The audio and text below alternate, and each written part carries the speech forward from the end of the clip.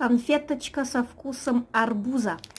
Давненько арбуза что-то не было в азиатских сладостях. Мне пока не попадалось особо. Сейчас посмотрим. Запаха почти нет. Очень легкий.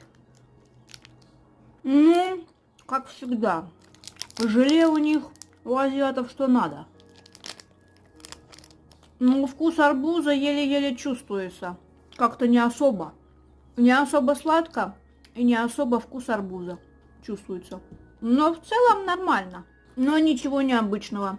Кроме того, что желе офигенное само по себе.